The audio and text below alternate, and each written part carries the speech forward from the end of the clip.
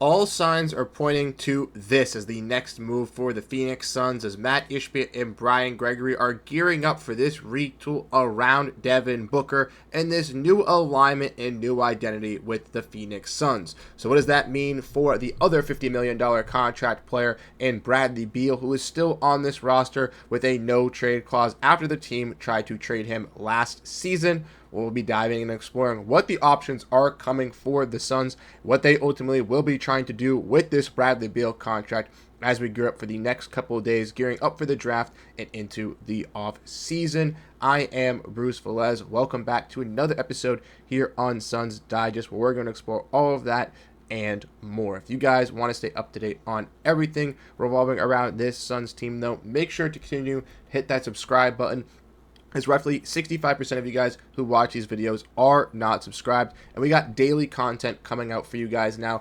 regarding this Phoenix Suns team. We have the live streams on Thursdays. We have multiple videos now coming out a day with all the news revolving around this team. So if you want to stay up to date on everything, it's here for you guys. Without further ado, let's dive in and let's explore all of this regarding the Phoenix Suns. Make sure to grab that snack and let's get into it. This makes sense as it's finally going to be happening for this team going into this next season, getting off of this Bradley Beal contract, something that fans have been wanting to do since just last year. And like I mentioned, John Gambadoro, Phoenix Suns insider, has been talking about this on his Twitter, stating at the beginning of the offseason that Bradley Beal will 100% not be here going into next year. Talked about how he's a little bit of an untradeable contract. The Suns may have to stretch and waive him, but we'll look to try to get out of every avenue of bringing Bradley Beal back. And he's doubled down, tripled down, quadrupled down, and even quintupled down basically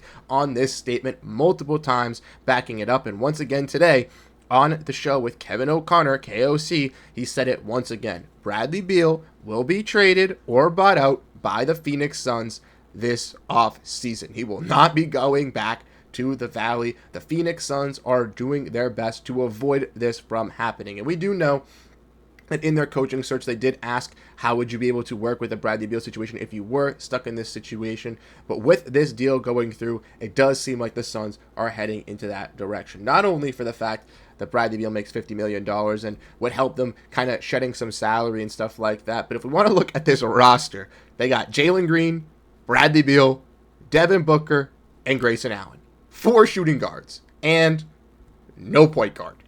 What is going on? You need to address that clear hole of that. Not having a point guard, not having a center, not having anybody really past 6'8" here really on this roster, besides a guy in Nick Richards and Oso Ighodaro, and trying to identify that with some of these other moves out here. And that's where I do see a contract like Bradley Beal being presented. And with the Suns having the possibility as well of cutting Vasilije Micic and Cody Martin and dropping below the first apron, that would give the Suns the ability to have the flexibility to take on even more money in a deal with sending out Bradley Beal, either in an aggregation with contracts, maybe with a Royce, maybe with a Grayson Allen, and or potentially just using Beal out there to take back 65, 70 million back in salary, but taking it split up on deals and on expiring contracts, so that money is freed up for the next season. That should be the clear pathway for doing this. The Suns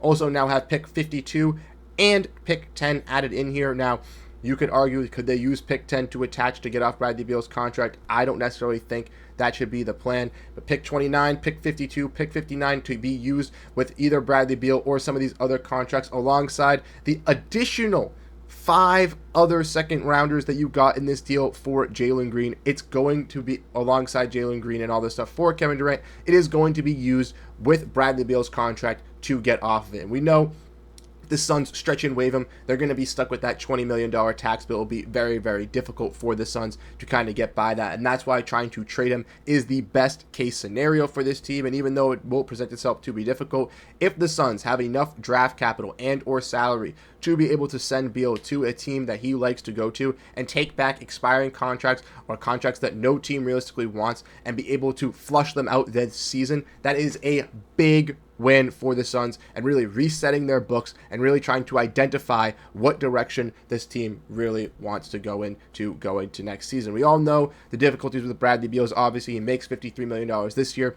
and $57 million next season with a player option. He's not going to decline that. He's going to accept it. He's going to be back with on that contract if he does make it there and does not get bought out by this Phoenix Suns team or stretched and waived.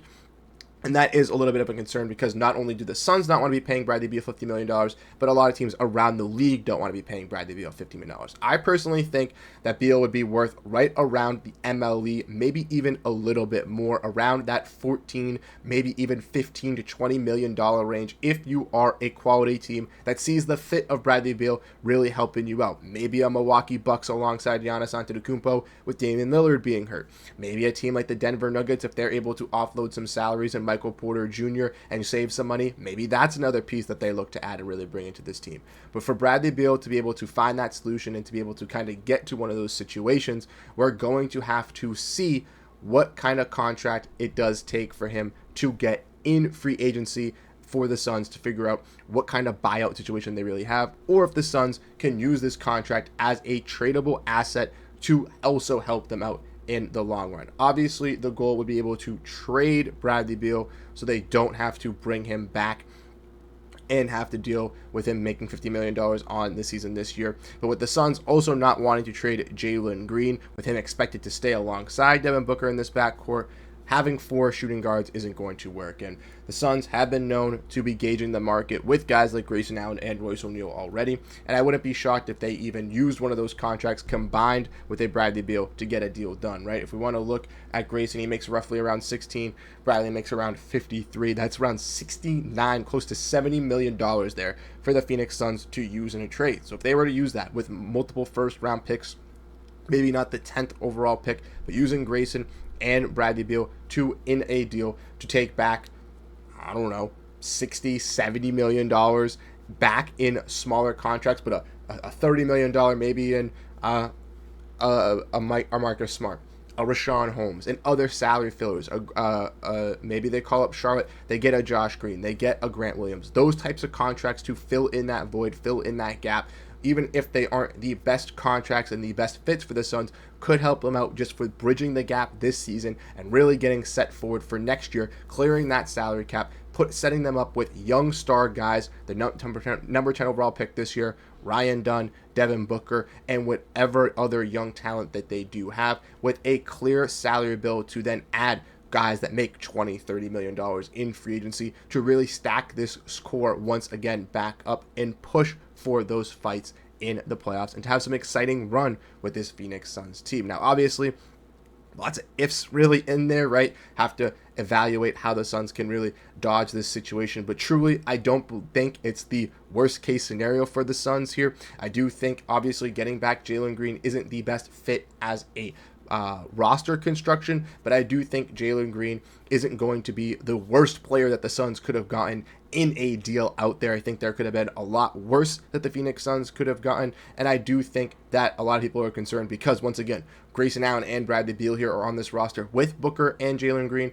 I can tell you right now that as of now, on June 22nd, by the time we get to October, there will not be 4 shooting guards where all of them are making the top 5 or top 6 most money on this Sun squad. I guarantee that. There will be other moves coming, and we just got to be patient and see how those come through. Once those then happen, once we then see what this roster really is looking like, right? So once it comes mid-July, early August, if there is no center, then yes, we be concerned. But at this very point, there should be no reason why you should be worried, why you should be scared with this Phoenix Suns team, because truly what they can do with this number 10 overall pick, what they can do with some of these other pieces that they do have in the trade market and potentially even in free agency, gives them a lot of flexibility to change the squad and bring a core with Jordan Ott that is ready to turn the course. So let me know your thoughts down below in the comment section.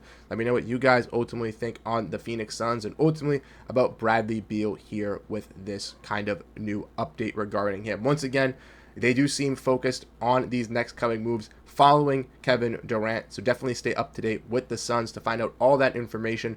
The draft is also on Wednesday, so we'll have some news for you guys regarding the Suns picks, as they have a pick at 10, 29, and then 2 picks on Thursday. Definitely have some videos dropping out and going over some prospects that I like and who they could potentially draft, but also when they do draft some people, what they really do to stand out for this Suns squad. So if you want to stay up to date, make sure to hit the subscribe button. Let me know your thoughts down below in the comment section, and I'll catch you guys in the next one.